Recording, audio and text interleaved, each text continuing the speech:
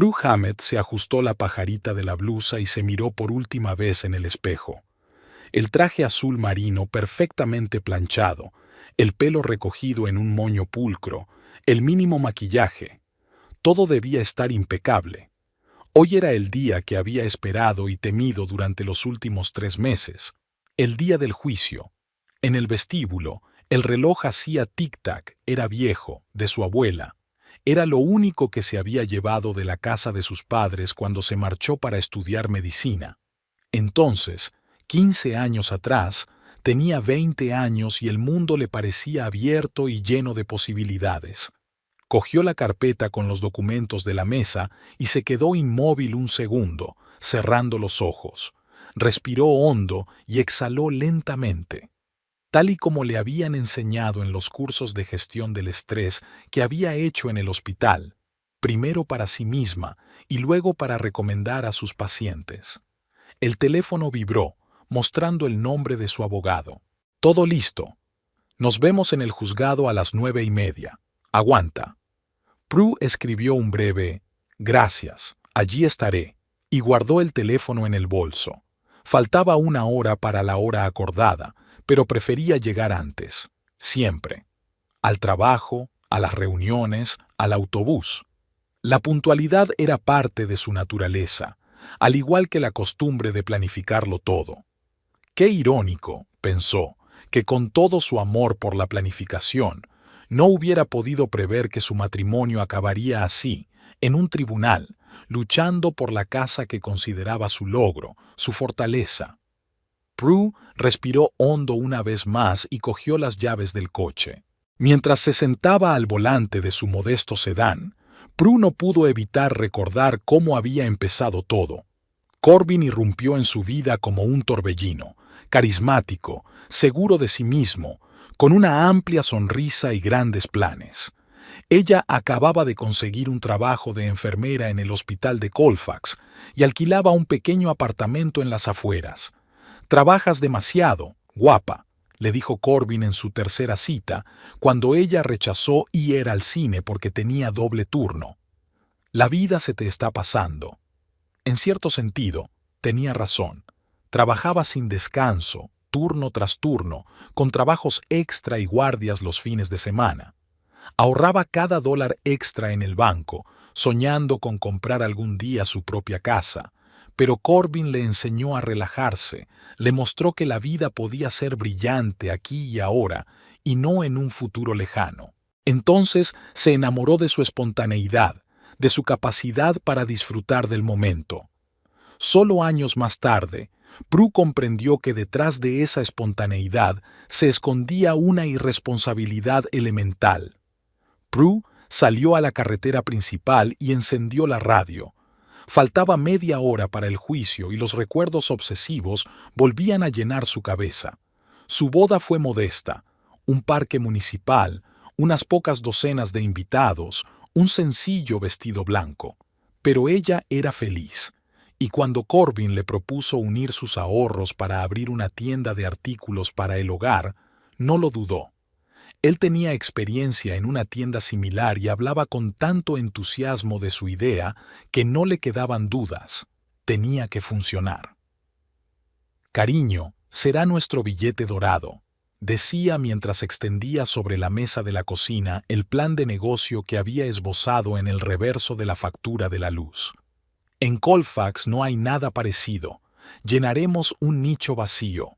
Prue le entregó sus ahorros, casi $30,000 que había acumulado en 5 años de trabajo. Ese dinero debía ser el primer pago de la casa. En cambio, se destinó al alquiler del local, la compra de mercancía y la publicidad.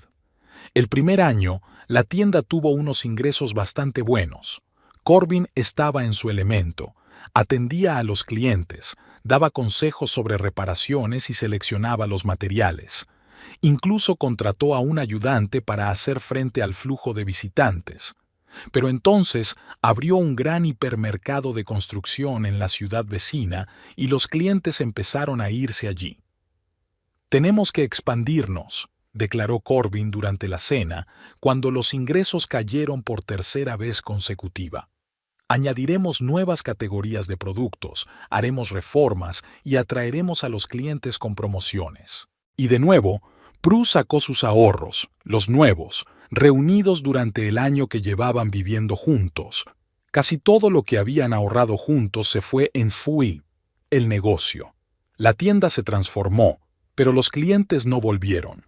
Pronto, Corbin empezó a quedarse hasta tarde, supuestamente trabajando en una nueva estrategia. Prue hacía turnos extra para pagar las facturas y salir poco a poco del agujero de las deudas. El semáforo se puso en verde y Prue arrancó, tratando de alejar los pensamientos amargos. No quería entrar en la sala del tribunal con resentimiento en el rostro. Era un asunto de negocios y debía mantener la calma. Era difícil determinar cuándo exactamente había comenzado a desmoronarse su matrimonio. Quizás cuando se dio cuenta de que Corbin mentía sistemáticamente sobre la situación financiera de la tienda, o cuando encontró en su teléfono mensajes de una tal Vanity llenos de insinuaciones ambiguas y fotos. No, decidió Prue al detenerse frente al edificio del tribunal. Todo había comenzado mucho antes, con sus promesas constantes que nunca se cumplían, con su consentimiento tácito a asumir cada vez más responsabilidades mientras Corbin inventaba nuevos planes. Smame. Por eso, 4 años atrás, cuando por fin salieron de las deudas, Prue decidió actuar por su cuenta. Comenzó a ahorrar dinero en una cuenta separada y a buscar una casa que pudiera permitirse. Fue entonces cuando conoció a Griffin Birch. Griffin no se parecía a los demás agentes inmobiliarios con los que había consultado, sin ventas agresivas, sin intentar mostrarle propiedades por encima de su presupuesto. Escuchó atentamente sus deseos, estudió las posibilidades y le ofreció varias opciones que se ajustaban a su presupuesto. Tiene un enfoque muy realista, le dijo durante su primera reunión. Es algo poco común. La mayoría de los clientes quieren un palacio por el precio de un cobertizo. Prue sonrió al recordar lo fácil que fue trabajar juntos. Griffin siempre era puntual, siempre estaba preparado, siempre era extremadamente honesto. Señalaba los defectos de las casas con la misma facilidad con la que señalaba sus ventajas. Y cuando finalmente encontraron la opción adecuada, una pequeña casa de 2 plantas en una calle tranquila, Griffin la ayudó a cerrar el trato de la forma más ventajosa posible. Corbin, por supuesto, estaba encantado con la idea de mudarse de un piso de alquiler a su propia casa, pero no mostró el más mínimo interés en el proceso de compra. No fue a ninguna visita, se negó a reunirse con el director del banco para discutir la hipoteca e incluso firmó los documentos sin leerlos.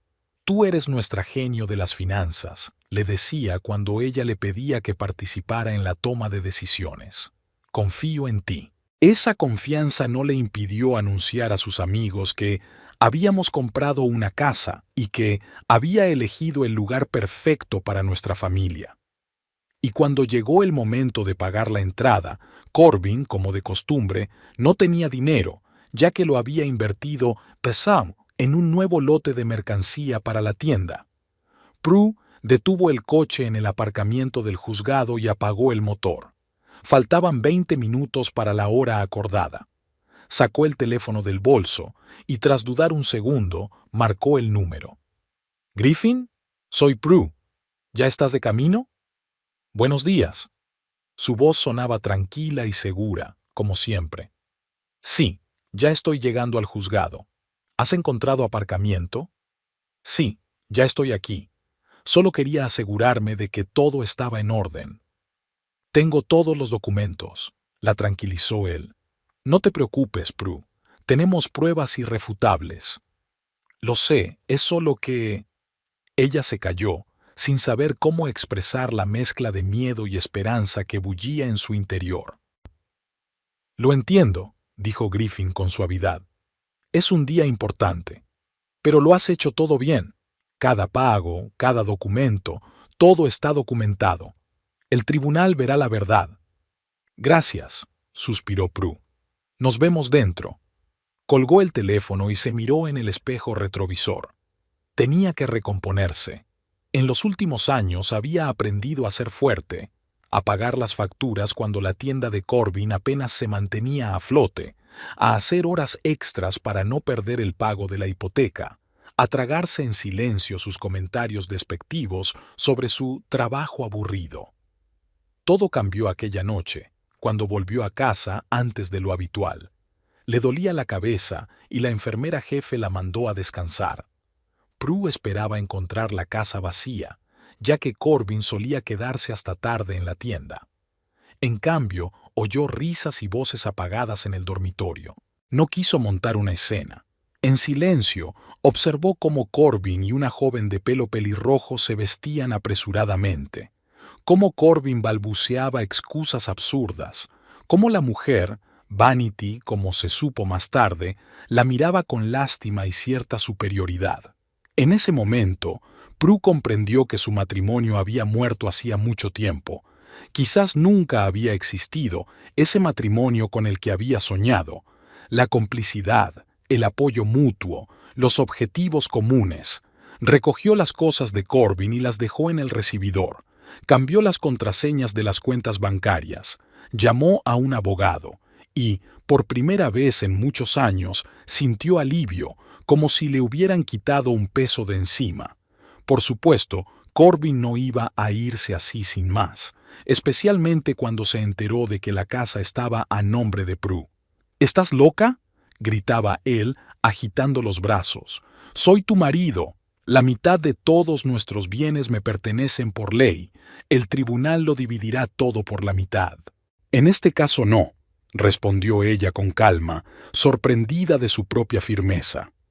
Fue entonces cuando Corbin pronunció por primera vez las palabras que ahora daban vueltas en su cabeza como un disco rayado. «La casa y el coche serán míos, y tú te quedarás sin nada». En las semanas siguientes, sus amenazas se intensificaron. Contrató a un abogado especializado en sacar el máximo provecho de los divorcios, como Corbin proclamaba con orgullo.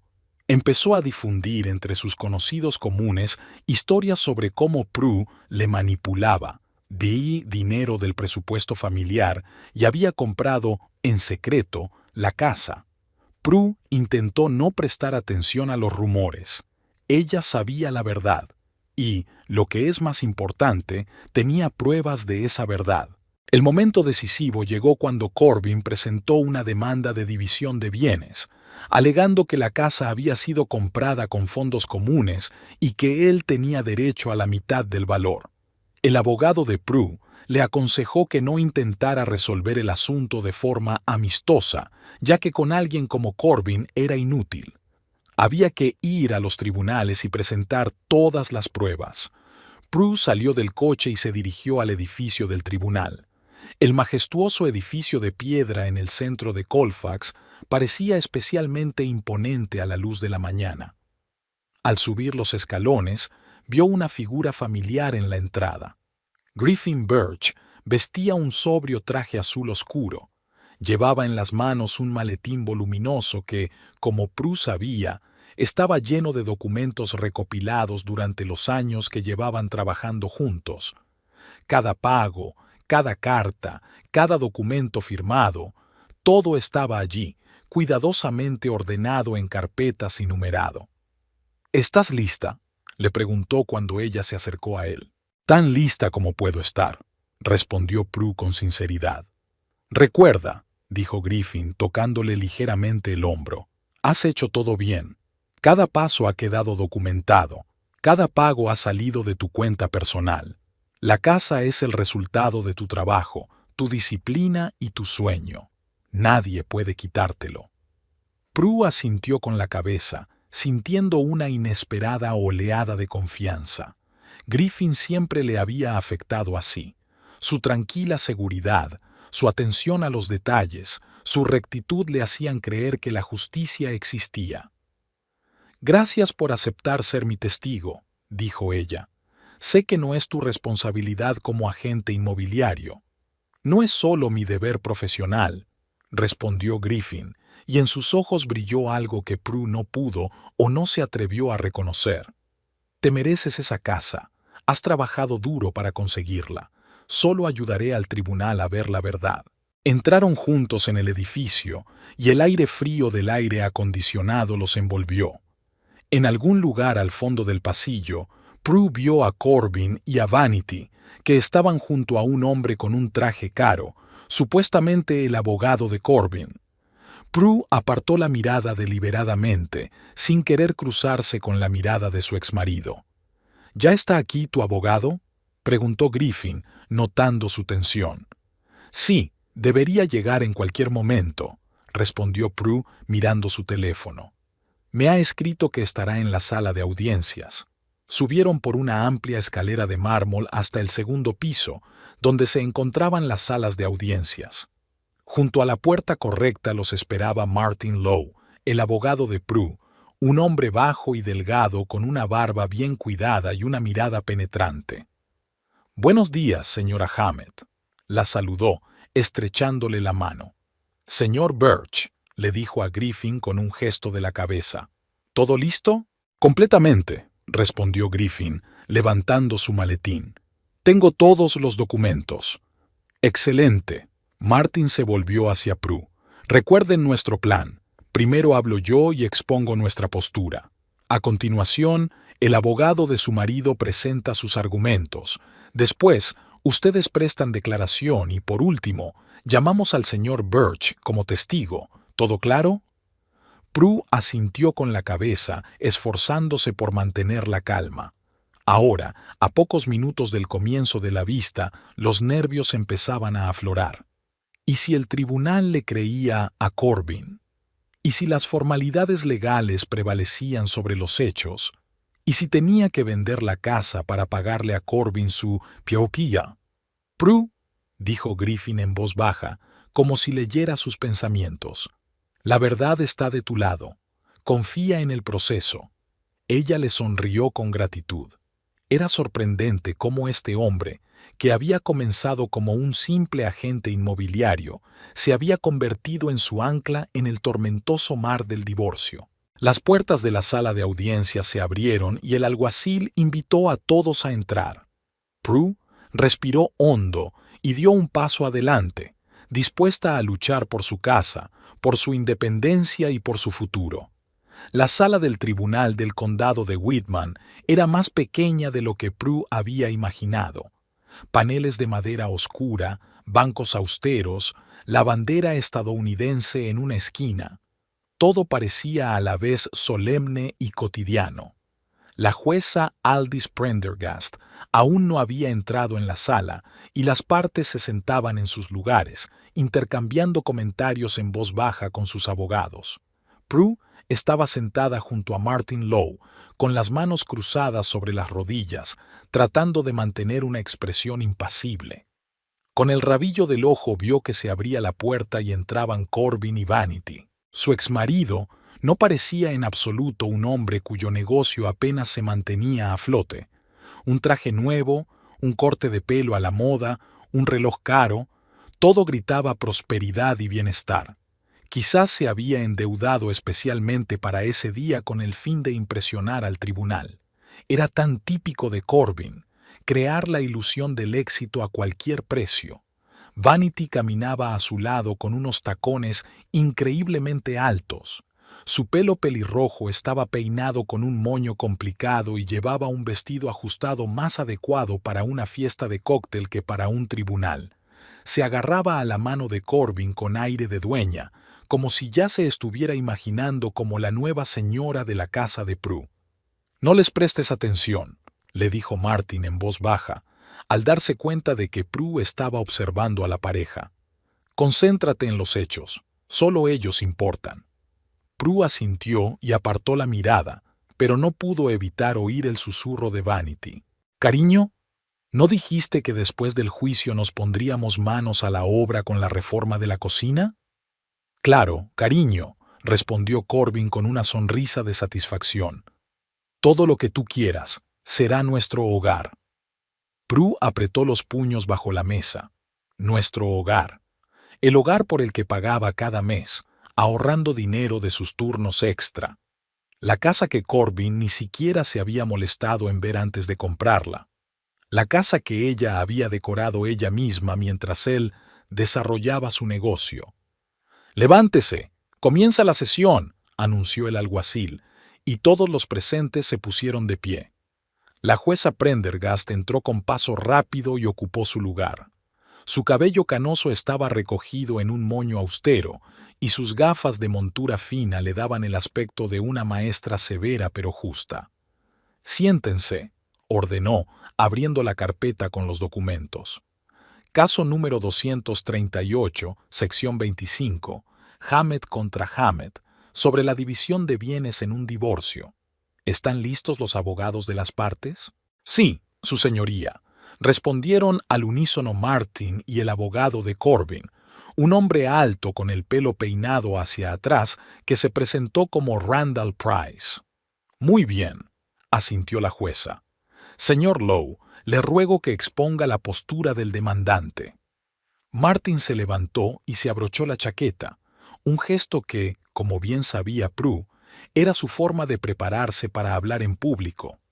Su señoría, comenzó con voz tranquila y segura, mi clienta, Prue Hammett, ha presentado una demanda de división equitativa de los bienes en su divorcio de Corbin Hammett.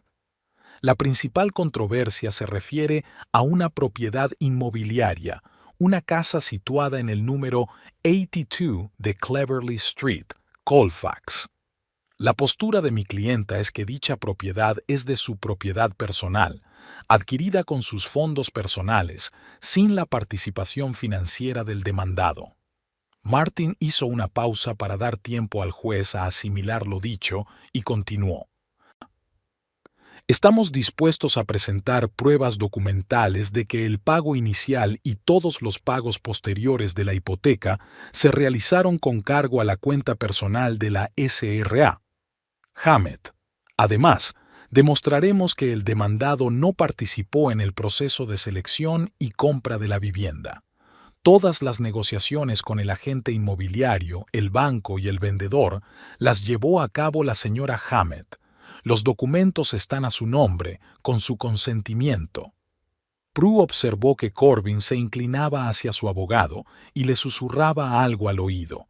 Randall Price asintió levemente y tomó nota en su libreta. También queremos señalar al tribunal, continuó Martin, que el demandado tiene su propio negocio, una tienda de artículos para el hogar llamada Hammer Time, que es de su propiedad personal. La señora Hammett no reclama ninguna participación en este negocio, a pesar de que al principio de su vida matrimonial invirtió en él una parte considerable de sus ahorros personales. Al mencionar la tienda, Corbin frunció ligeramente el ceño.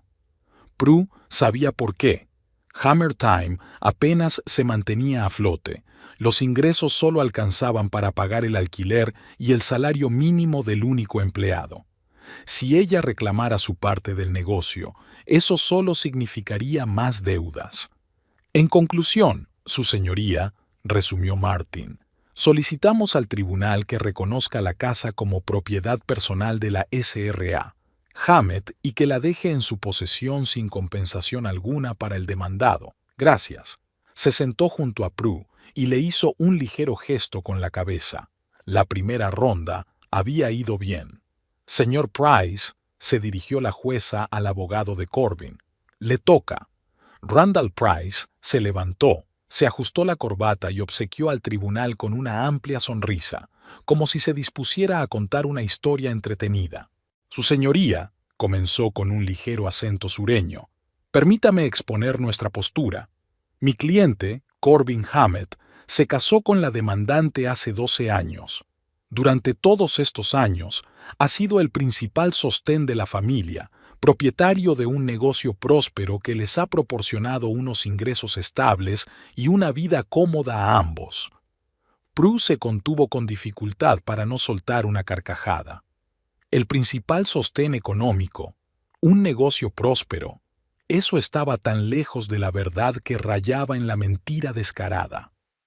Como es sabido, en el matrimonio los cónyuges comparten el presupuesto, continuó Price, paseándose frente a la mesa del juez. y aunque formalmente los pagos de la casa podían hacerse desde la cuenta de la demandante, la fuente de esos fondos era el presupuesto familiar, formado en gran parte gracias a los ingresos de mi cliente. Martin anotó rápidamente algo en su libreta. Prue sabía que había preparado extractos de su cuenta que mostraban que todo el dinero procedía de su sueldo en el hospital, pero Price parecía decidido a ignorar por completo los hechos. Es más, su señoría, la casa se compró para uso familiar con el consentimiento y la aprobación de mi cliente. El hecho de que la propiedad esté formalmente a nombre de la demandante no anula su derecho a una parte igual de la misma.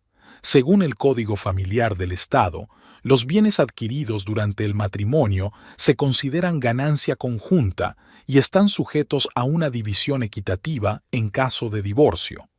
La jueza Prendergast escuchaba atentamente, tomando notas de vez en cuando.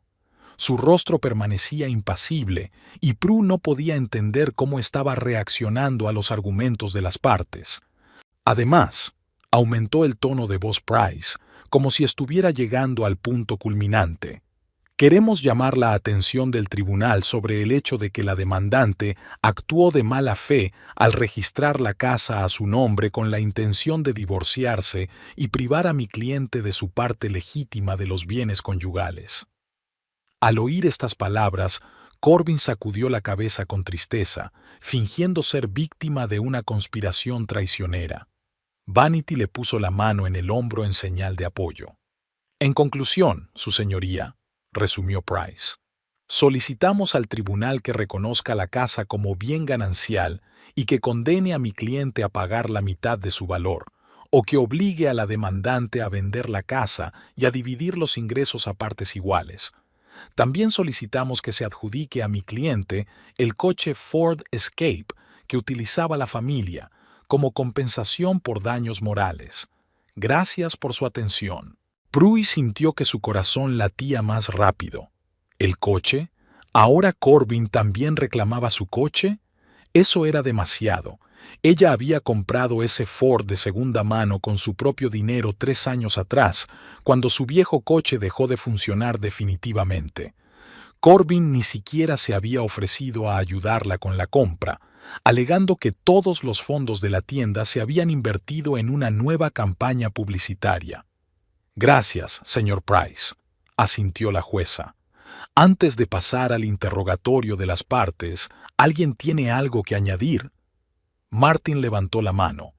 Su señoría, rechazamos categóricamente las acusaciones de mala fe por parte de mi clienta. La decisión de poner la casa a su nombre se tomó abiertamente, con el conocimiento del demandado, y se debió al hecho de que era ella quien pagaba todos los gastos relacionados con la propiedad. Queda anotado, respondió la jueza. Ahora me gustaría escuchar a las partes. Señor Hammett, ¿podría explicar al tribunal cuál fue su contribución a la adquisición de los bienes en litigio? Corbin se levantó de su asiento, se ajustó la chaqueta y se dirigió al estrado. Tras prestar juramento, se sentó y recorrió con la mirada la sala, como un actor antes de un monólogo importante. Su señoría, comenzó con una sinceridad cuidadosamente ensayada en su voz, siempre he sido un hombre trabajador. Hace 12 años me casé con Prue y empezamos a construir nuestra vida juntos. Abrí mi propio negocio, una tienda de artículos para el hogar que nos proporcionaba todo lo necesario. Prue notó que él eludía hábilmente la pregunta de quién había pagado la tienda. No mencionó los $30,000 que ella había ahorrado para la entrada de la casa. Por supuesto que hubo momentos difíciles, continuó Corbin con un suspiro dramático. El mercado es inestable, la competencia es alta, pero siempre me he esforzado por mantener a mi familia, y cuando decidimos comprar una casa, apoyé totalmente la idea. Elegimos juntos el barrio, discutimos la distribución, pensamos en el futuro. Prue apenas pudo evitar poner los ojos en blanco. Corbin no había ido a ver la casa ni una sola vez antes de comprarla. Su único comentario había sido: Lo importante es que el garaje sea lo suficientemente grande para mis herramientas. Sí, formalmente los pagos se hacían desde la cuenta de Prue, dijo Corbin, extendiendo los brazos como si reconociera lo obvio. Pero era nuestro dinero. Nunca lo dividimos en mío y tuyo. Todo era común. Puse todo mi corazón y todas mis fuerzas en desarrollar el negocio para garantizar un futuro estable a nuestra familia. Señor Hammett, lo interrumpió la jueza, me gustaría aclarar algo. ¿Participó usted personalmente en la elección de la casa? ¿Fue a verla? ¿Se reunió con el agente inmobiliario? Corbin dudó un poco. Bueno, no a todas las visitas, claro. Estaba ocupado con la tienda. Pero discutíamos todas las opciones. Confiaba en el gusto de Prue, pero la última palabra siempre la tenía yo. ¿Y usted hizo alguna inversión financiera directa en la compra de la casa? ¿Pagaron una entrada o cuotas mensuales? Como ya he dicho, no compartíamos las finanzas. Corbin empezó a perder confianza. Yo mantenía a la familia, invertía en el negocio, que debía ser nuestro futuro común. Eso también es una inversión. La jueza tomó nota y asintió. Entendido. ¿Los abogados tienen alguna pregunta para el señor Hammett? Martin se levantó. Sí, su señoría. Señor Hammett, ¿es cierto que la tienda Hammer Time ha estado operando con pérdidas durante los últimos 5 años? Protesto, exclamó Price. Eso no tiene nada que ver con el caso de la división de bienes. Al contrario, sí tiene, replicó Martin. El demandado afirma que mantenía a su familia con los ingresos del negocio, lo que supuestamente le permitió comprar la casa. Quiero determinar la situación financiera real de su negocio. Se desestima la objeción, decidió la jueza. Señor Hammett, responda a la pregunta, por favor. Corbin se movió inquieto en su silla. En los negocios hay altibajos. Sí, los últimos años han sido difíciles, pero se trata de dificultades temporales. Es decir, reconoce que su tienda no generaba ingresos suficientes para contribuir al pago de la hipoteca. Yo no he dicho eso, exclamó Corbin alzando la voz. He invertido en el negocio para asegurar nuestro futuro. Aclaremos esto, dijo Martin cogiendo una hoja de papel de la mesa. Según la declaración de la renta del año pasado, los beneficios netos de Hammer Time fueron de menos $8,000. ¿Es eso cierto? Corbin se sonrojó. Fue un año difícil, pero antes de eso... ¿Y el año anterior? Lo interrumpió Martin. $3,400. ¿Es correcto? Protesto. Volvió a levantarse Price. El abogado está intimidando al testigo. Solo pido que se confirmen los hechos que figuran en los documentos oficiales, respondió Martin con calma. Continúe, señor Lowe, asintió la jueza. Pero, por favor, deje que el testigo responda. Señor Hammett, Martin miró directamente a Corbin. ¿Es cierto que durante los últimos 5 años el principal ingreso de su familia ha sido el sueldo de la señora Hammett? Corbin tragó saliva, miró a su abogado y luego a Vanity, que frunció el ceño, claramente descontenta con lo que había oído. Temporalmente, sí, admitió finalmente. Pero yo siempre... Gracias, no tengo más preguntas, dijo Martin volviendo a su asiento. Price se levantó tratando de salvar la situación. Señor Hammett, ¿podría informar al tribunal sobre sus planes con respecto al negocio? ¿Qué perspectivas ve? Protesto, interrumpió Martin. La pregunta sobre los planes futuros no tiene relación con el caso de la división de los bienes ya existentes. Se acepta la protesta, acordó la jueza. Señor Price, por favor, cíñase al caso que nos ocupa. Price apretó los labios. Señor Hammett, dígame, ¿usted apoyó la decisión de comprar la casa? Por supuesto, respondió Corbin animándose. Fue una decisión conjunta, el nido familiar, como lo llamábamos. ¿Y consideraban esta casa como propiedad familiar? Por supuesto. Ni siquiera sospechaba que Prue lo había registrado solo a su nombre. Era nuestra casa. Puse mi alma en ella, ayudé con las reformas y la decoración. Prue sabía que era mentira. Lo único que hizo Corbin fue colgar una estantería en el salón, que se cayó a la semana porque no la fijó bien. No tengo más preguntas, concluyó Price. Señor Hammett, puede retirarse, asintió la jueza. Ahora me gustaría escuchar a la señora Hammett. Corbin volvió a su sitio, lanzando una mirada triunfante a Prue. Se inclinó hacia Vanity y le susurró algo al oído. Esta se rió y señaló a Prue sin disimular mucho. No le hagas caso, susurró Martin. Ahora te toca a ti. Solo di la verdad, con calma y sin rodeos. Prue se levantó sintiendo que le temblaban las rodillas. No le gustaba ser el centro de atención, pero ahora dependía demasiado de su testimonio. Se dirigió al estrado, prestó juramento y se sentó con la espalda recta. Señora Hammett, comenzó el juez Prendergast, por favor, cuéntenos cómo se adquirió la casa que ahora es objeto de la disputa. Prue se recompuso. No era momento para emociones, solo hechos. En ese momento, la puerta de la sala se abrió silenciosamente y entró Griffin Birch. Se sentó en la última fila, pero Prue lo vio enseguida. Su presencia le daba una extraña sensación de seguridad. Griffin le hizo un ligero gesto con la cabeza y ella sintió una oleada de determinación. Por el rabillo del ojo, Prue vio que Corbin, al ver a Griffin, se tensó y se inclinó de nuevo hacia su abogado. Vanity, que hasta entonces había estado escribiendo con entusiasmo a alguien en su teléfono, también levantó la vista y miró con curiosidad al recién llegado. «¿Señora Hammett?», la recordó el juez. «Le escuchamos».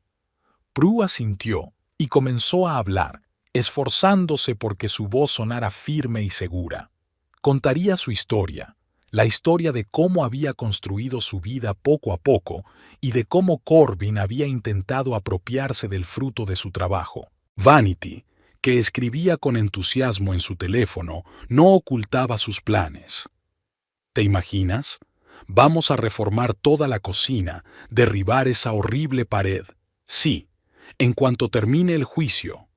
Prue apretó las manos sobre las rodillas, sintiendo cómo las uñas se le clavaban en las palmas. Respiró hondo, tratando de ordenar sus pensamientos. Su arrogancia, sus susurros conspiradores, sus miradas condescendientes. Lo recordaría todo cuando llegara su turno de hablar. En el bolso de su abogado había extractos bancarios, fotografías y documentos. El silencio también es una estrategia. Prue estaba sentada en el estrado, sintiendo las miradas de todos los presentes. La sala del tribunal, que le había parecido tan pequeña cuando entró, ahora parecía haberse ampliado, creando un espacio vacío entre ella y los demás. Como enfermera, estaba acostumbrada a la presión, a la necesidad de tomar decisiones rápidas en situaciones críticas. Pero ahora todo era diferente. Aquí se decidía el destino de su casa, de su futuro. Señora Hammett, la voz del juez Prendergast la devolvió a la realidad. Cuéntenos, por favor, cómo se adquirió la casa que ahora es objeto de la disputa. Prue enderezó la espalda y juntó las manos sobre las rodillas. Mentalmente, volvió al principio de la historia, al momento en que pensó por primera vez en tener una casa propia. Su señoría, empecé a ahorrar para la entrada de la casa antes de conocer a Corbin, dijo, esforzándose porque su voz sonara firme y segura. Era mi sueño desde hacía mucho tiempo, tener mi propia casa. Trabajaba de enfermera, hacía turnos extra y limitaba mis gastos para poder ahorrar lo suficiente. La jueza asintió con la cabeza mientras tomaba notas. Cuando Corbin y yo nos casamos, yo ya tenía unos ahorros. Sin embargo, Prue hizo una pausa. Ese dinero se destinó a la apertura de su tienda de artículos para el hogar. Corbin me convenció de que era una inversión rentable que se amortizaría rápidamente y nos permitiría comprar una casa en un futuro próximo. Notó que Corbin se movía ligeramente en su asiento. Era una verdad que prefería no recordar. Por desgracia, el negocio no generó los beneficios esperados. Es más, Al cabo de un año se necesitaron inversiones adicionales. Una vez más, mis ahorros se destinaron a salvar la tienda. Este patrón se repitió varias veces. «¿Puedo aclarar, señora Hammett?», la interrumpió el juez. «¿De qué cantidades estamos hablando?» «La inversión inicial fue de $30,000», respondió Prue. Era el dinero que había ahorrado en 5 años de trabajo. Luego, aproximadamente un año después, otros 12,000 para ampliar el surtido. Y más tarde, otros 8,000 para reformar el local y publicidad. En total, unos $50,000. Oyó que Vanity daba un grito ahogado. Al parecer, Corbin no había puesto al corriente a su nueva amiga de los detalles financieros de su matrimonio. «Continúe», asintió la jueza. «Aproximadamente 4 años después de nuestra boda, se hizo evidente que la tienda nunca generaría suficientes ingresos para que pudiéramos comprar una casa. Entonces, decidí volver a mi plan original, ahorrar parte de mi sueldo. Abrí una cuenta separada y empecé a transferir dinero allí regularmente. ¿Su marido sabía de esa cuenta?» «Sí, su señoría. No le oculté mis acciones. Corbin incluso firmó los documentos que confirmaban que la cuenta era mía y no conjunta». Prue observó cómo Martin le hacía un gesto con la cabeza. Era un momento importante en su argumentación. Al cabo de 2 años, había acumulado suficiente dinero en la cuenta para el pago inicial. Empecé a buscar una casa adecuada. Estudié anuncios, consulté con agentes inmobiliarios y evalué diferentes zonas. «¿Participó el señor Hammett en este proceso?», preguntó el juez. «Le informaba regularmente de las opciones que estaba barajando», respondió Prue con sinceridad. «Le enseñaba fotos y le hablaba de las ventajas y los inconvenientes de cada casa. Pero Corbin no mostró mucho interés. No vino conmigo a ver las casas, no se reunió con los agentes inmobiliarios, no revisó los documentos». «Protesto», exclamó Price. «Es una valoración subjetiva». «Denegada», respondió la jueza. «La testigo describe su percepción de los hechos. Continúe, señora Hammett». «Al final encontré una casa que se ajustaba perfectamente a mis necesidades y a mi presupuesto. Era de 2 plantas, en una zona tranquila y con un pequeño jardín. Le comuniqué mi elección a Corbin. Él...». Prue buscó las palabras adecuadas. No puso ninguna objeción, pero tampoco mostró mucho entusiasmo. Sus palabras exactas fueron: «Haz lo que creas conveniente. Tú eres nuestra experta en finanzas». Ella notó que Corbin fruncía el ceño. Al parecer, no esperaba que ella recordara esa frase textualmente. «Firmé el contrato de compraventa, pagué la entrada con mi cuenta personal y solicité una hipoteca a mi nombre. Todos los documentos fueron firmados solo por mí». «¿Estaba el señor Hammett presente en el momento de la firma?», preguntó la jueza. «No, su señoría. Ese día tenía una reunión importante con un proveedor», respondió Prue, sin poder ocultar una ligera amargura en su voz. «¿Y todos los pagos posteriores de la hipoteca también se realizaron desde su cuenta?». «Sí, su señoría. Durante los últimos 3 años he pagado la hipoteca con mi sueldo. He conservado todos los recibos y los extractos bancarios lo confirman». La jueza tomó nota y miró a los abogados. «¿Alguna pregunta para la señora Hammett?». Martin Lowe se levantó el primero. «SRA. Hammett, ¿ha aportado su marido alguna vez alguna cantidad para pagar la hipoteca u otros gastos relacionados con la vivienda?». Prue se negó con la cabeza. «No. Todos los pagos, hipoteca, seguro, impuestos sobre la propiedad, servicios públicos, los he pagado yo». Corbin afirmaba que todos los ingresos de la tienda debían reinvertirse en el negocio. «Gracias», asintió Martin. «Y otra pregunta. Cuando decidió comprar la casa solo a su nombre, ¿qué motivos le llevaron a hacerlo?». «Fue una decisión pragmática», respondió Prue. Corbin tenía problemas con su historial crediticio debido a varios préstamos comerciales vencidos. Incluirlo en el contrato hipotecario habría aumentado considerablemente el tipo de interés, o incluso habría imposibilitado la obtención del préstamo. Además, teniendo en cuenta que todos los pagos se realizarían con mi sueldo, parecía una decisión lógica. ¿Su marido se opuso a esta forma de formalización? No. Cuando le expliqué la situación, estuvo de acuerdo en que así sería más fácil. Firmó un documento en el que confirmaba su consentimiento para adquirir la propiedad a mi nombre. Martin tomó la carpeta de la mesa y se acercó al juez.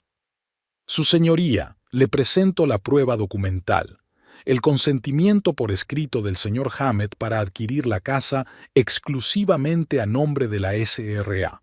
Hammett, el documento está certificado por un notario. La jueza aceptó el documento, lo examinó atentamente y se lo entregó al secretario para que lo adjuntara al expediente. No tengo más preguntas, concluyó Martin. Randall Price se levantó de su asiento, se ajustó la corbata y se acercó lentamente al estrado.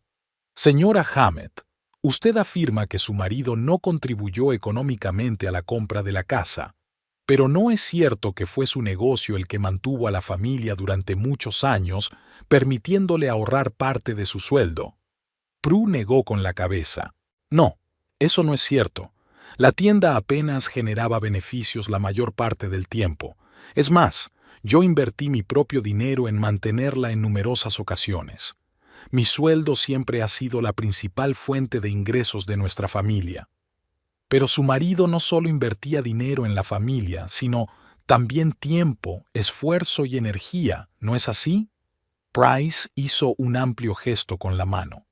¿Acaso su trabajo en el hogar y el cuidado de su vida en común no valen nada? Prue sintió cómo le subía una ola de indignación, pero logró mantener la calma. Señor Price, yo trabajaba a tiempo completo en el hospital, a menudo hacía turnos extra y, además, la mayor parte de las tareas domésticas también recaían sobre mí. Corbin rara vez se ocupaba de las tareas domésticas, alegando que estaba muy ocupado en la tienda. Protesto, intervino Martin. La pregunta no tiene nada que ver con el caso de la división de bienes concretos. Protestada y admitida, acordó la jueza. Señor Price, por favor, cíñase al caso. Price asintió, pero no se echó atrás. Señora Hammett, ¿es cierto que inicialmente usted y su marido hablaron de la casa como una adquisición familiar conjunta y que la decisión de ponerla solo a su nombre se tomó más tarde? Discutimos la compra de la casa como un objetivo familiar, sí, respondió Prue con cautela. Pero cuando quedó claro que solo yo financiaría la compra, era lógico poner la casa a mi nombre. Corbin estuvo de acuerdo con ello, como lo confirma el documento que se ha presentado al tribunal.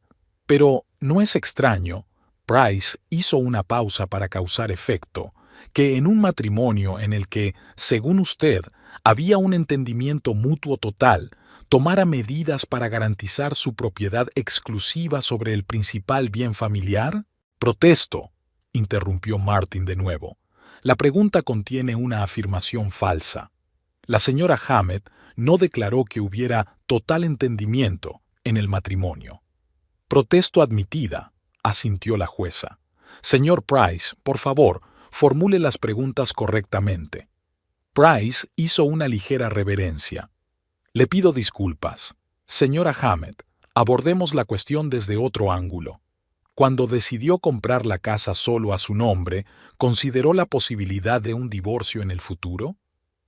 Prue sintió cómo se tensaban los músculos de su cuello. La pregunta era capciosa. Si respondía sí, parecería una admisión de que había retirado los bienes de forma deliberada. Si respondía bien, surgiría la pregunta de por qué no había registrado la casa a nombre de ambos cónyuges. No tenía intención de divorciarme, respondió con sinceridad, pero era realista en lo que respecta a las finanzas. Teniendo en cuenta la inestabilidad del negocio de Corbin y sus problemas con el historial crediticio, poner la casa solo a mi nombre era una decisión financieramente sensata que protegía los intereses de toda la familia. Price parecía un poco decepcionado con su respuesta. Cambió de táctica. SRA.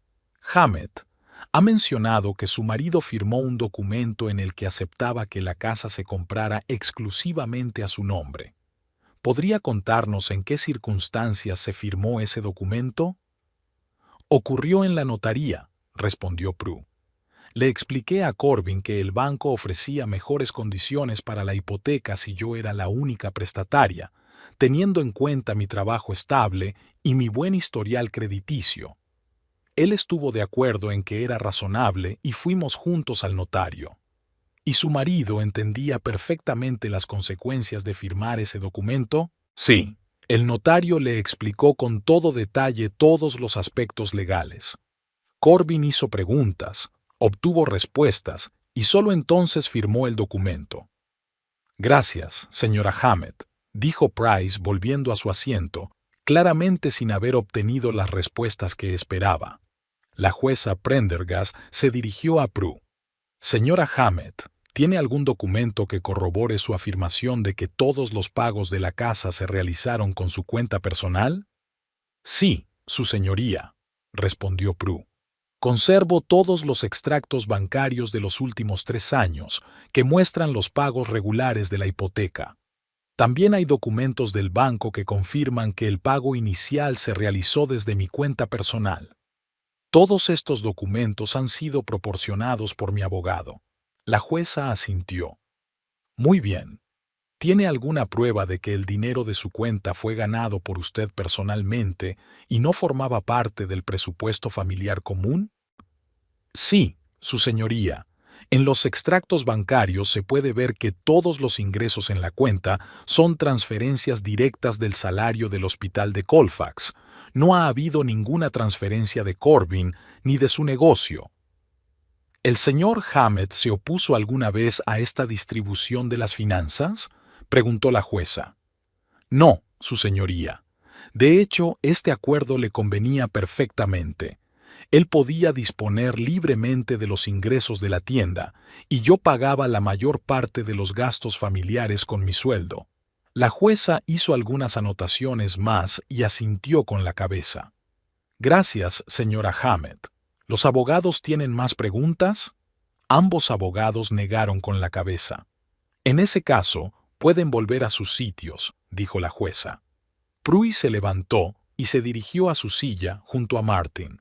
Se sentía emocionalmente agotada pero al mismo tiempo satisfecha.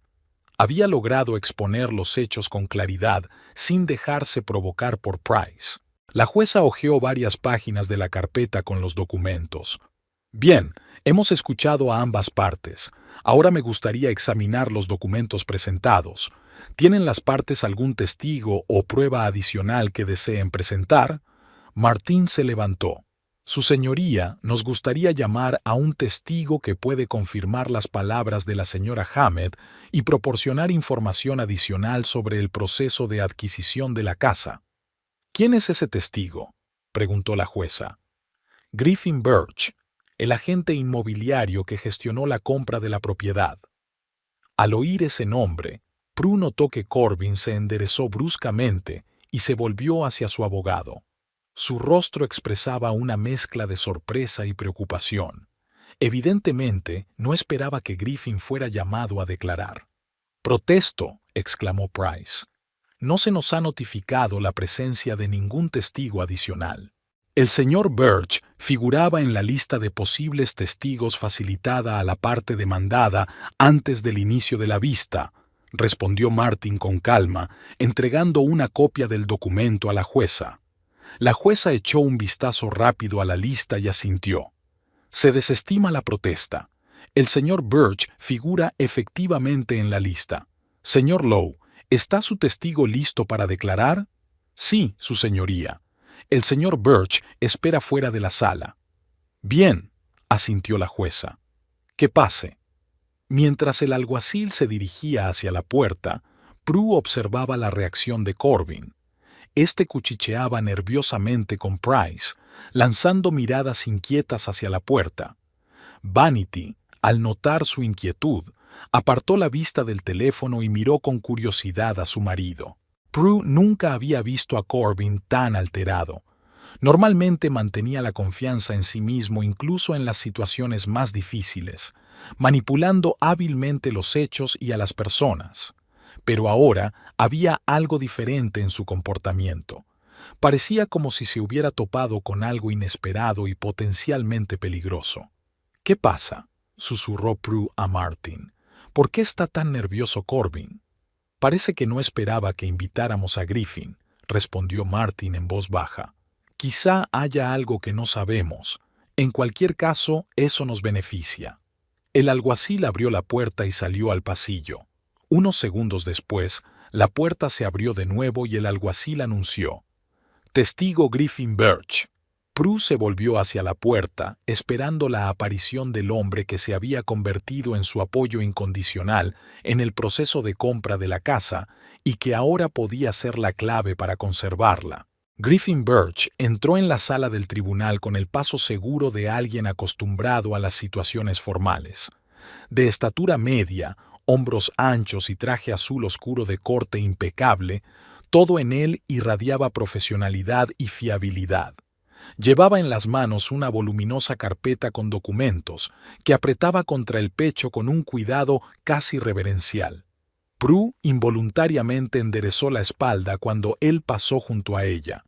Sus miradas se cruzaron por un instante y Griffin asintió levemente con la cabeza, un gesto tan discreto que apenas lo notó nadie más que ella. Pero en ese gesto, ella sintió el apoyo y la seguridad que tanto necesitaba. El juez Prendergast se dirigió al nuevo testigo. «Por favor, preséntese para que conste en acta». Griffin se colocó detrás de la tribuna y dejó la carpeta delante de él. «Griffin Birch, agente inmobiliario con licencia del estado de Washington. Número de licencia RB 46284. Trabajo en la agencia inmobiliaria Western Homes desde hace 12 años. Me especializo en propiedades residenciales de precio medio». «Señor Birch, ¿conoce a la demandante, Prue Hammett?» «Sí, señoría. Fui su agente inmobiliario cuando compró la casa de la calle Clover, número 82, hace unos 3 años». «¿Y conoce al demandado, Corbin Hammett?» Griffin miró brevemente a Corbin, que estaba sentado tenso, visiblemente incómodo. «Lo conozco, pero muy superficialmente. Durante todo el tiempo que trabajé en la transacción, solo vi al señor Hammett en persona 2 veces, y ambas fueron encuentros muy breves». La jueza asintió. «Por favor, cuéntele al tribunal cómo participó en la adquisición de la propiedad en disputa». Griffin abrió la carpeta y hojeó rápidamente la primera página de sus notas. «Conocí a la señora Hammett hace 3 años y medio, cuando acudió a nuestra agencia para pedir asesoramiento sobre la compra de una casa. Nuestra primera reunión se centró en discutir sus posibilidades financieras y sus requisitos para la futura propiedad. Hablaba con claridad, de forma metódica, sin prisas, pero sin alargar la conversación, con la voz de un profesional acostumbrado a la comunicación empresarial. La señora Hammett me causó la impresión de ser una persona muy organizada y con conocimientos financieros. Llegó con un cálculo ya preparado de sus posibilidades. Sabía exactamente la cantidad que podía gastar en el pago inicial y tenía una idea clara del pago mensual máximo de la hipoteca que podía permitirse». Prue notó una leve sonrisa en el rostro del juez. Al parecer, tal preparación por parte de un cliente era algo poco habitual en la experiencia de Prendergast. «¿Estaba presente el señor Hammett en esa primera reunión?», preguntó el juez. «No, su señoría, la señora Hammett vino sola. Mencionó que su marido estaba ocupado en su tienda y que le había encargado a ella la búsqueda de una vivienda». Price se levantó de su asiento. «Protesto, su señoría. El testigo está transmitiendo palabras supuestamente pronunciadas por la señora Hammett que no pueden verificarse». «Protesto», respondió la jueza. «El testigo está relatando su experiencia directa con el cliente. Continúe, señor Birch». Griffin asintió y pasó la página de su carpeta. «Tras la primera consulta, comenzamos a buscar activamente una propiedad adecuada. En un periodo de aproximadamente 2 meses, le mostré a la señora Hammett 14 propiedades diferentes. Todas las visitas fueron cuidadosamente documentadas. Sacó una hoja de papel de la carpeta y se la entregó a la jueza. Esta es una lista de todas las propiedades visitadas con las fechas y las horas. Como puede ver, el señor Hammett no estuvo presente en ninguna de estas visitas. La jueza examinó el documento y se lo pasó al secretario para que lo adjuntara al expediente. Después de cada revisión, continuó Griffin, la señora Hammett tomaba notas detalladas y hacía fotografías que, según ella, le enseñaba a su marido en casa. Sin embargo, yo solo recibía comentarios sobre los objetos por parte de ella. ¿Alguna vez habló con la señora Hammett sobre la ausencia de su marido en las visitas?, preguntó la jueza. Griffin se detuvo un momento, buscando las palabras adecuadas. No me pareció nada extraño. En mi experiencia, a menudo uno de los cónyuges se encarga de la mayor parte de la búsqueda de vivienda. Sin embargo, sí, lo hablamos. La señora Hammett dijo que el señor Hammett consideraba que buscar casa era una tarea de mujeres y prefería ocuparse de sus negocios. Corbin se tensó visiblemente. Vanity le lanzó una mirada interrogativa, pero él evitó mirarla a los ojos. Cuando se eligió la casa definitiva, ¿participó el señor Hammett en la decisión?, continuó preguntando el juez. La señora Hammett me dijo que le había enseñado a su marido las fotos y los vídeos de la casa y que él le había respondido algo así como, «Si te gusta, cómprala». Le ofrecí organizar una visita privada en un momento que le viniera bien, pero la señora Hammett dijo que no era necesario. El señor Hammett vio la casa por primera vez en persona después de firmar el contrato preliminar. Griffin sacó otro documento de su carpeta. Tengo un correo electrónico de la señora Hammett en el que dice, y cito, «Corbin por fin ha visto la casa. Dice que el garaje es pequeño para sus herramientas, pero que, en general, todo le gusta». Fin de la cita. Price se levantó de nuevo. «Su señoría, me gustaría ver esa correspondencia». «Por supuesto», asintió la jueza. «Señor Birch, facilite copias de la correspondencia a ambas partes». Griffin sacó 2 copias del documento y se las pasó a los abogados a través de la secretaria del tribunal. «Ahora», continuó cuando todos tuvieron las copias, «me gustaría hablar de la parte financiera del acuerdo. Como se ha indicado anteriormente, la señora Hammett tenía desde el principio una idea clara de sus posibilidades financieras. Me proporcionó extractos de su cuenta bancaria personal que confirmaban que disponía del importe necesario para el pago inicial. Sacó otro documento. Esta es una copia del extracto bancario proporcionado por la señora Hammett durante la fase de preparación del acuerdo. Como se puede ver en el documento, todos los fondos de la cuenta son su salario del hospital de Colfax, acumulado durante un período de aproximadamente 2 años. La jueza examinó atentamente el documento. «Señor Birch», preguntó, «¿se discutió en qué nombre se registraría la propiedad?» «Sí, su señoría. En una de nuestras reuniones, la señora Hammett nos informó de que tenía intención de poner la casa a su nombre, ya que su marido tenía problemas con su historial crediticio y su inclusión en el contrato hipotecario empeoraría considerablemente las condiciones del préstamo». «¿Es una práctica habitual?», preguntó el juez. «Por supuesto», asintió Griffin. «Los bancos evalúan la solvencia de todos los prestatarios que figuran en el contrato. Si uno de los cónyuges tiene problemas con el historial crediticio, a menudo es más conveniente formalizar el préstamo solo a nombre del otro cónyuge para obtener condiciones más favorables. ¿Aconsejó usted a la señora Hammett que hiciera precisamente eso?» Le expliqué todas las opciones y las posibles consecuencias. La decisión la tomó ella, pero, como profesional, le confirmé que su enfoque era financieramente razonable. Griffin sacó otro documento. «Tengo una carta del agente hipotecario con el que trabajamos.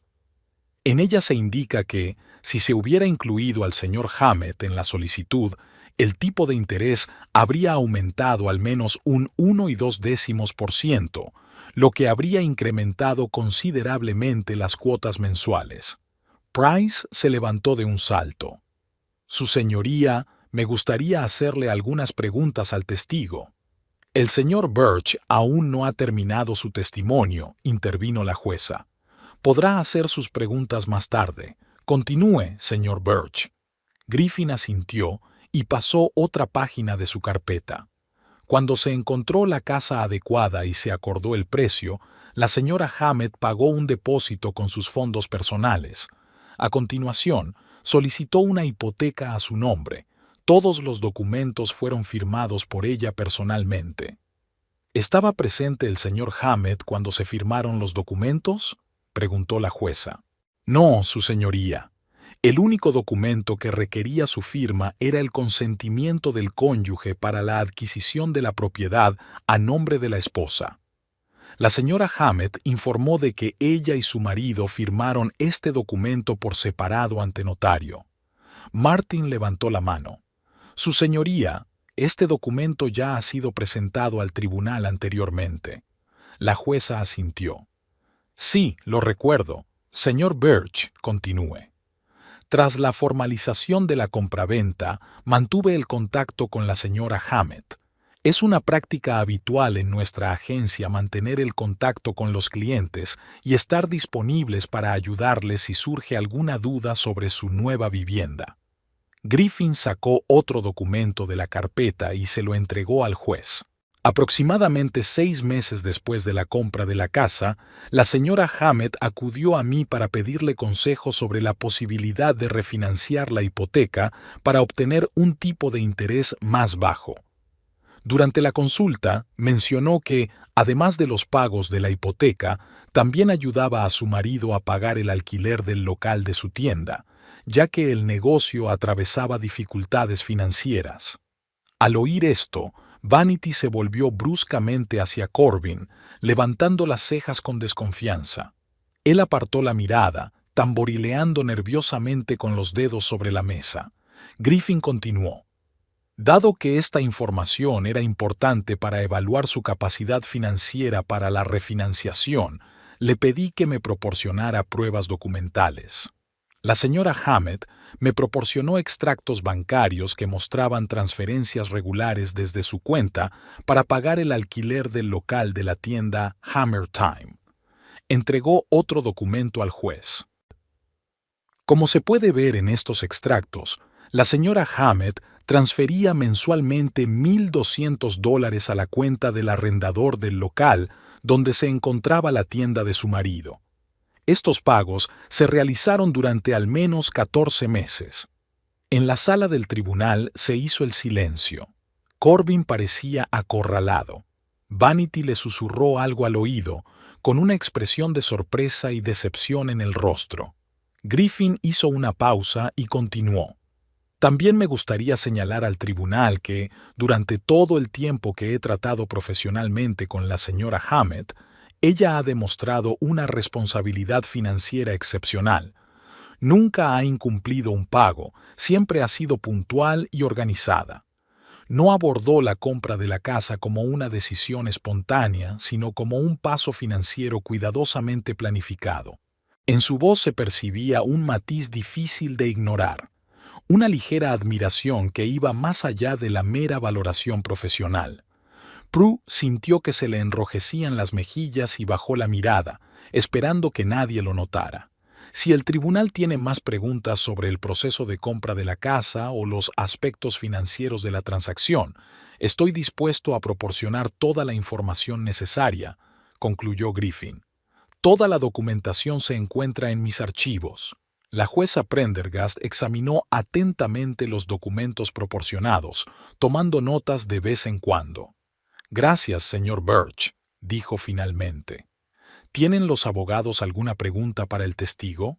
Martin se levantó primero. Sí, su señoría. Señor Birch, dígame, por favor, durante todo el tiempo que trabajó con la señora Hammett, ¿Alguna vez el señor Hammett expresó alguna queja u objeción con respecto a que la casa estuviera a nombre exclusivamente de su esposa? Griffin negó con la cabeza. No, ni una sola vez. Al contrario, durante nuestra única reunión, cuando les mostré la casa ya comprada, el señor Hammett le dio las gracias a su esposa por encargarse de todos esos aburridos asuntos financieros. ¿Hubo algún caso en el que el señor Hammett mostrara interés por los detalles de la transacción, solicitara documentos o le consultara? No, nunca. La señora Hammett se encargó de todo el proceso de principio a fin. Gracias, asintió Martin. Una pregunta más. Basándose en su experiencia profesional, ¿cree que la decisión de poner la casa a nombre de la señora Hammett fue financieramente acertada? Por supuesto, respondió Griffin con seguridad. Teniendo en cuenta la situación crediticia del señor Hammett y el hecho de que todos los pagos se realizaron con fondos de la señora Hammett, era la decisión más lógica. Gracias, no tengo más preguntas. Martin volvió a su asiento con aire muy satisfecho. Randall Price se levantó lentamente de su asiento. Era evidente que el testimonio de Griffin había socavado seriamente su posición y ahora intentaba encontrar algún punto débil en ese testimonio. Señor Birch, comenzó, usted mencionó que mantuvo contacto con la señora Hammett después de cerrar el trato. ¿Qué tan estrecho era ese contacto? Griffin frunció ligeramente el ceño, sin entender a dónde quería llegar el abogado. Es una práctica habitual en nuestra agencia. Enviamos felicitaciones a los clientes por su nueva casa, nos interesamos por si todo va bien en su nuevo hogar y les ofrecemos asesoramiento sobre cuestiones inmobiliarias, si lo necesitan. ¿Y eso es todo? ¿Solo una relación profesional? Price hizo una pausa y miró significativamente a Griffin. Martin se levantó de un salto. Protesto, su señoría. La pregunta sugiere la existencia de relaciones no profesionales sin ningún fundamento. Se acepta la protesta, acordó la jueza. Señor Price, por favor, haga preguntas concretas relacionadas con el caso. Price cambió de táctica. Señor Birch, como agente inmobiliario, usted está, por supuesto, interesado en que la transacción se complete con éxito, ya que de ello depende su comisión. ¿Es así? Sí, los agentes inmobiliarios reciben una comisión cuando se completa con éxito una transacción, respondió Griffin con calma. Pero también nos interesa nuestra reputación a largo plazo y las recomendaciones de los clientes. Por eso, ante todo, me guío por los intereses del cliente. Tras varios intentos infructuosos de socavar la credibilidad del testimonio de Griffin, Price se rindió. No tengo más preguntas. La jueza Prendergast se dirigió a Griffin. Señor Birch, tengo algunas preguntas aclaratorias. Usted mencionó que la señora Hammett pagaba el alquiler del local comercial de su marido. ¿Durante cuánto tiempo? Griffin consultó sus documentos. Según los extractos bancarios que he visto, estos pagos se realizaron con regularidad durante al menos 14 meses, desde aproximadamente un año antes de la compra de la casa hasta varios meses después. Es posible que continuaran durante más tiempo, pero no dispongo de datos posteriores. ¿Y cuál fue el importe total de esos pagos? Si tenemos en cuenta un pago mensual de $1,200 durante 14 meses, eso hace un total de $16,800, calculó rápidamente Griffin. Al oír estas palabras, Corbin palideció aún más. Se quedó inmóvil, con la mirada fija en un punto. Vanity ya no le susurraba al oído, sino que se apartó un poco como si no quisiera que la asociaran con él. Una pregunta más, continuó la jueza. ¿Tenía la señora Hammett suficientes recursos para comprar la casa sin la ayuda económica de su marido? Sí, su señoría, respondió Griffin con seguridad. Teniendo en cuenta sus ingresos como enfermera, especialmente las horas extras, podía permitirse perfectamente esa casa. El pago inicial lo había ahorrado ella personalmente, como lo demuestran los extractos bancarios. Su historial crediticio era impecable, lo que le permitió obtener unas condiciones hipotecarias muy favorables. La jueza asintió. Gracias, señor Birch. ¿Alguna pregunta más? Ambos abogados negaron con la cabeza.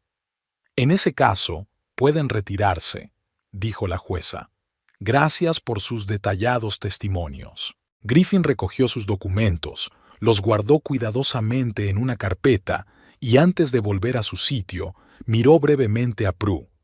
En sus ojos se leía algo más que la satisfacción profesional por un trabajo bien hecho, algo personal y cálido que hizo que el corazón de ella latiera un poco más rápido. La jueza Prendergast hojeó las páginas de su carpeta y se dirigió a la sala. Hemos escuchado a ambas partes y al testigo. ¿Alguien más tiene alguna declaración o prueba que presentar al tribunal? Martin se levantó. No, su señoría. Hemos presentado todas las pruebas de que disponemos. Price también se puso de pie. Su señoría, nos gustaría... No tuvo tiempo de terminar la frase, ya que en ese momento ocurrió algo inesperado. Corbin, que hasta entonces había permanecido inmóvil, se levantó de repente de su asiento. Su rostro estaba blanco como la cera y le brotaban gotas de sudor en la frente. «Yo no puedo», murmuró, dando un paso inseguro hacia adelante. «Todo esto no es cierto». Dio otro paso y de repente se tambaleó.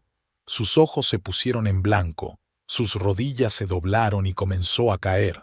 «¡Corbin!», gritó Vanity, pero no hizo ningún intento por sostenerlo. El alguacil logró atrapar a Corbin antes de que se golpeara la cabeza contra el suelo. Se produjo un gran revuelo en la sala del tribunal. Price corrió hacia su cliente mientras Vanity se quedaba a un lado con expresión de conmoción en el rostro. «El tribunal declara un receso», anunció con firmeza el juez Prendergast. «Alguacil, llame a una ambulancia». Prue estaba sentada en un duro banco en el pasillo del tribunal, tratando de no mirar hacia la puerta del despacho del juez Prendergast. Habían pasado casi 40 minutos desde que el juez se retiró para deliberar. La sesión se reanudó tras una breve pausa provocada por el desmayo de Corbin. Lo reanimaron rápidamente e insistió en continuar con la audiencia, aunque parecía pálido y abatido.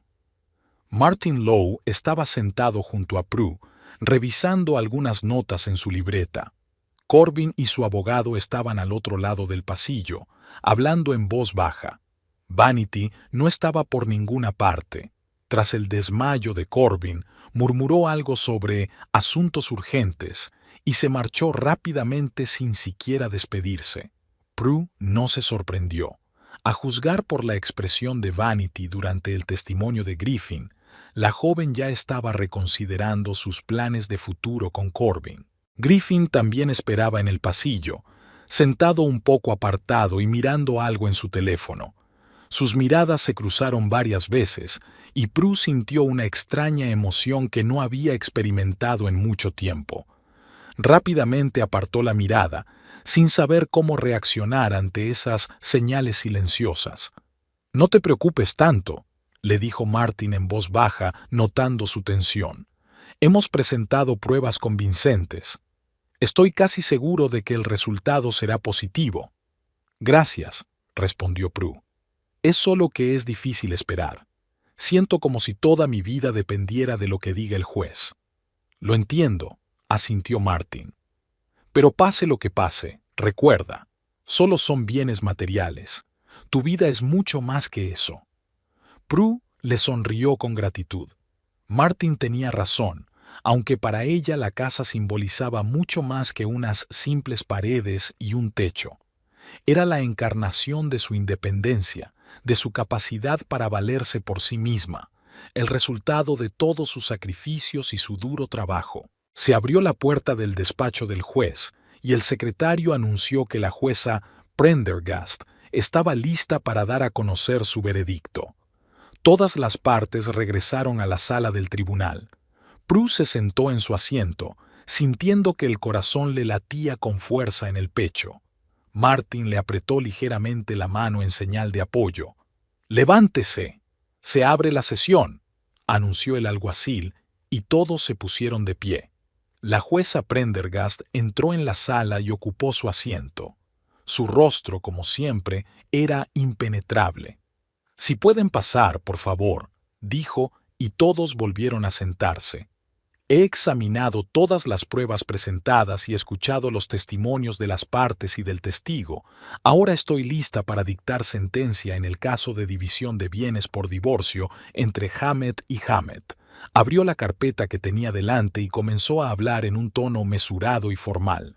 Según las pruebas presentadas, el objeto inmobiliario en litigio, la casa situada en el número 82 de la calle Clover, fue adquirido con los fondos de la demandante, Prue Hammett, sin la participación financiera del demandado, Corbin Hammett.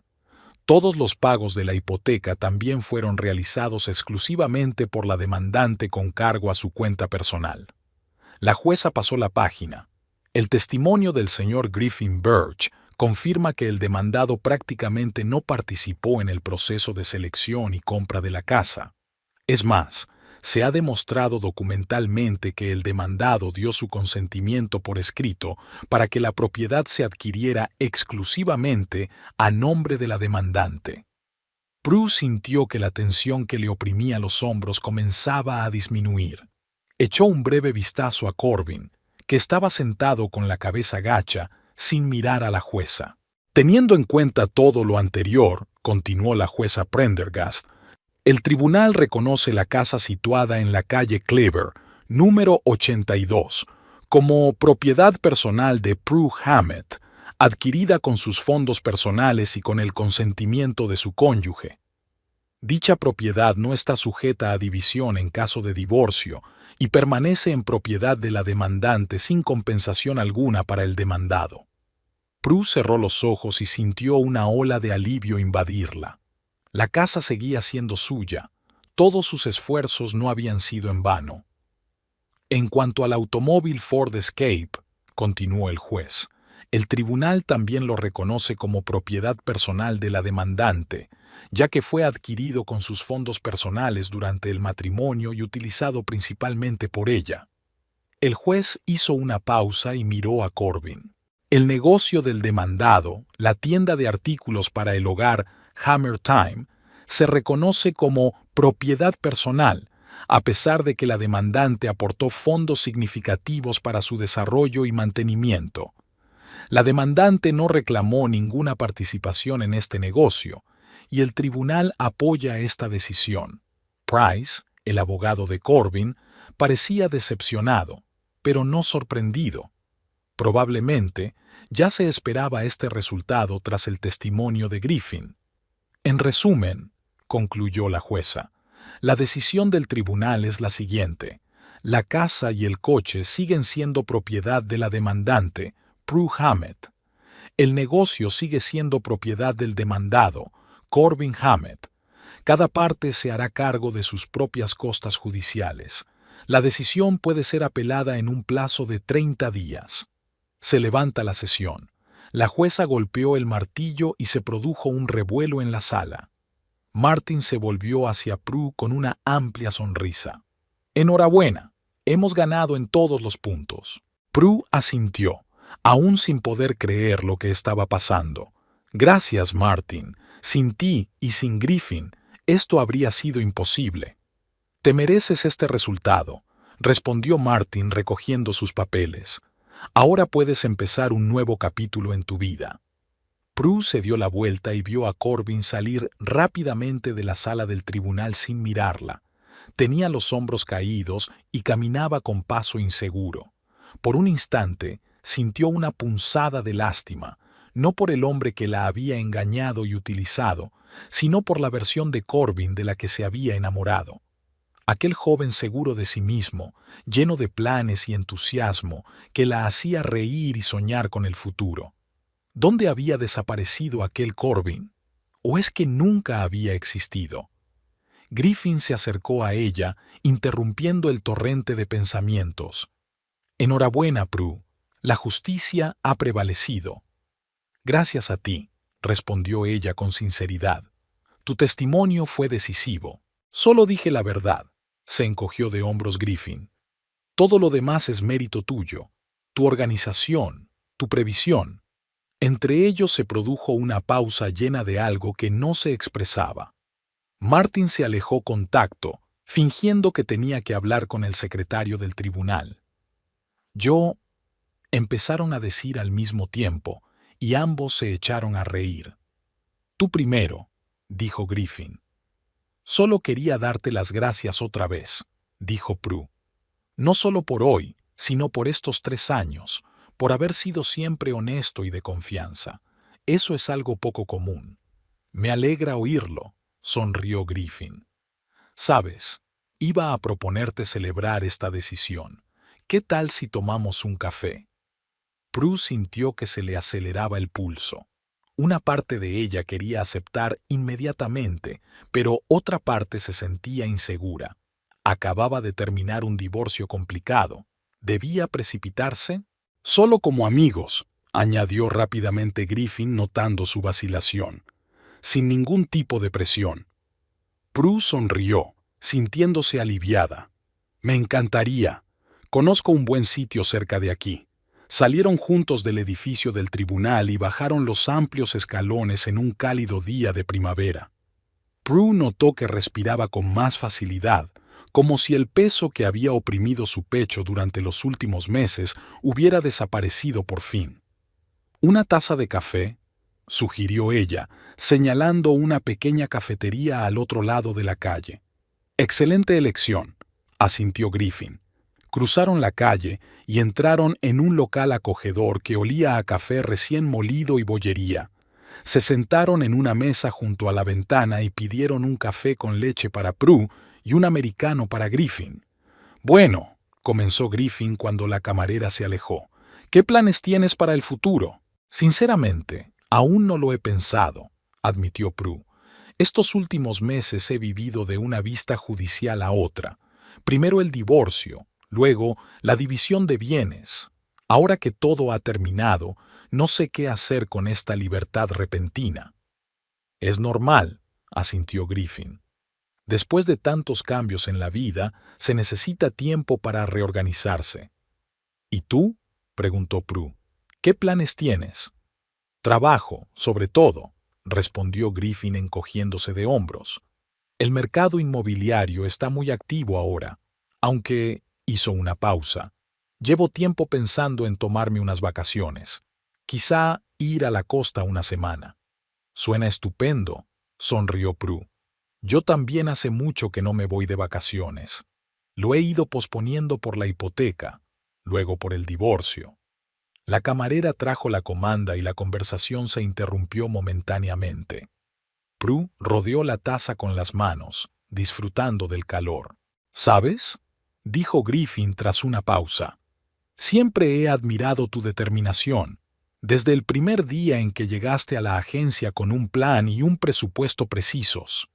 Prue sintió que se le enrojecían las mejillas. Gracias, aunque a veces me parece que me obsesiono demasiado con los detalles. Corbin siempre decía que no sabía relajarme y dejarme llevar. Cada persona tiene su forma de ver la vida, dijo Griffin encogiéndose de hombros. No hay una forma correcta o incorrecta, pero, personalmente, creo que tu rigor es una fortaleza, no un defecto. Prue levantó la vista y se encontró con la mirada de Griffin. En sus ojos se leía un respeto sincero, muy diferente de la actitud condescendiente de Corbin hacia su aburrida practicidad. ¿Puedo hacerte una pregunta personal?, preguntó, sorprendida de su propia audacia. Por supuesto, asintió Griffin. ¿Por qué no te has casado todavía? Eres exitoso, confiable, guapo. Se detuvo, avergonzada por sus últimas palabras. Lo siento, es demasiado personal. Griffin se rió. No pasa nada. La verdad es que estuve casado. Me divorcié hace 4 años. Quizás por eso entendía tan bien tu situación. Oh, Prue no esperaba esa respuesta. Lo siento, no lo sabía. No pasa nada, sonrió Griffin. Fue una historia corta. Nos casamos jóvenes, sin saber muy bien lo que queríamos de la vida. Al cabo de 2 años quedó claro que íbamos por caminos diferentes. ¿Fue difícil?, preguntó Prue en voz baja. Sí, respondió Griffin con sinceridad. Especialmente darse cuenta de que algo en lo que creías tanto no había funcionado. Pero con el tiempo comprendí que era una experiencia necesaria. Me enseñó a comprenderme mejor a mí mismo y lo que realmente importa en una relación. ¿Y qué crees que es importante? Prue bebió un sorbo de café y miró a Griffin por encima de la taza. La honestidad, el respeto mutuo, los valores comunes, respondió sin dudar. Y además, ser un verdadero equipo, apoyarse mutuamente en lugar de tirar en direcciones opuestas. Prue asintió, sintiendo que sus palabras resonaban en ella. Eso era precisamente lo que le faltaba en su matrimonio con Corbin, una verdadera complicidad. Hablaron durante casi 1 hora más, pasando de un tema a otro con sorprendente facilidad. Prue descubrió que compartían muchos puntos de vista, desde la responsabilidad financiera hasta el amor por las películas antiguas. El tiempo pasó volando y ella miró el reloj con sorpresa. «Dios mío, no me he dado cuenta de cómo ha pasado el tiempo», dijo. «Tengo que irme. Mi turno en el hospital empieza dentro de 1 hora y media». «Por supuesto». Griffin llamó a la camarera y pagó la cuenta, a pesar de las protestas de Prue. «Déjame. Es un café de celebración por tu victoria». Salieron juntos de la cafetería y se detuvieron en la acera. «Gracias por el café y por la charla», dijo Prue. «Ha sido agradable». «Para mí también», asintió Griffin. «Quizá…» hizo una pausa como buscando las palabras. «Quizá podríamos repetirlo alguna vez. ¿Cuándo estás libre?» Prue sintió que algo cálido y luminoso florecía en su interior. «Me gustaría». Intercambiaron números y Prue se dirigió a su coche, sintiendo una extraña emoción que no había experimentado en mucho tiempo. No se parecía a la apasionada atracción que había sentido por Corbin. Era más bien un calor tranquilo y seguro, la promesa de algo real y fiable. Por la noche, después de su turno en el hospital, Prue volvió a casa. Aparcó el coche en la entrada y se quedó sentada un momento mirando su casa. Su casa. Ahora era oficialmente y sin lugar a dudas solo suya. Salió del coche y caminó lentamente por el camino hacia la puerta principal. El sol de la tarde teñía las paredes de un cálido color dorado y la brisa primaveral susurraba suavemente entre las hojas de los árboles jóvenes que había plantado el año anterior. Prue abrió la puerta y entró. La casa estaba en silencio, pero no era el silencio opresivo de los últimos meses de convivencia con Corbin, lleno de resentimientos y decepciones no expresados. Era un silencio tranquilo y apacible, en el que podía oír sus propios pensamientos. Pasó al salón y encendió la lámpara de mesa. Una luz suave se extendió por la habitación, haciéndola aún más acogedora. Prue se sentó en un sillón y por primera vez en mucho tiempo se permitió relajarse por completo. Su mirada se posó en una foto enmarcada, ella y sus compañeros del hospital en un picnic el verano anterior. Todos sonreían, felices y despreocupados. Prue recordó cómo no quería ir a ese picnic, porque Corbin había montado una escena por una tontería. Al final, fue, pero se pasó todo el día sintiéndose culpable, como si estuviera haciendo algo malo por el simple hecho de pasar el rato con sus amigos. Ahora todas esas cadenas se habían roto. Podía ir a donde quisiera, quedar con quien quisiera, sin necesidad de dar explicaciones ni pedir perdón. Su teléfono vibró, avisándole de que tenía un nuevo mensaje. Prue lo sacó del bolso y sonrió al ver el nombre del remitente, Griffin. «Felicidades otra vez por la victoria. Espero que el cambio haya ido bien.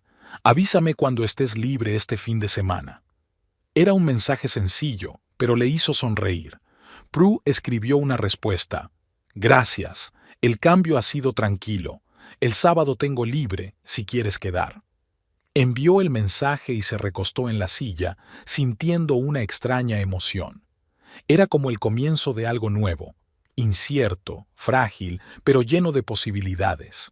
Su teléfono volvió a vibrar. El sábado suena genial. ¿Qué tal si damos un paseo por el parque junto al lago? Dicen que los cerezos han empezado a florecer. Me encantaría. A las 11 en la entrada principal, respondió Prue. Quedamos así. Estaré esperando. Prue dejó el teléfono y se levantó de la silla. Se acercó a la ventana y miró su pequeño y cuidado jardín. El año pasado había plantado varios rosales y ahora empezaban a brotar los capullos. En un par de semanas florecerían, llenando el jardín de colores vivos y aromas. Recordaba cómo Corbin se burlaba de su afición por la jardinería, calificándola de pasatiempo de viejas. Pero ella solo quería crear algo bonito, algo que creciera y se desarrollara bajo su cuidado. Quizás esa era la principal lección de los últimos años, la importancia de cultivar tu propio jardín, construir tus propios cimientos sin depender de nadie más para tu felicidad y seguridad. Prue volvió al salón y puso música, algo tranquilo y melódico. Se quitó los zapatos y se permitió simplemente disfrutar del momento. Esa casa, esa vida, le pertenecían, no porque alguien se la hubiera dado o le hubiera permitido tenerla, sino porque ella misma la había creado, la había ganado, se la había ganado. Por primera vez en mucho tiempo, Prue sintió que estaba exactamente donde debía estar. En la casa que se había convertido para ella no solo en un techo sobre su cabeza, sino en un símbolo de su fuerza e independencia. Y aunque el futuro seguía siendo incierto, con posibles nuevas alegrías y pruebas, sabía que tenía una base sólida sobre la que construir una nueva vida.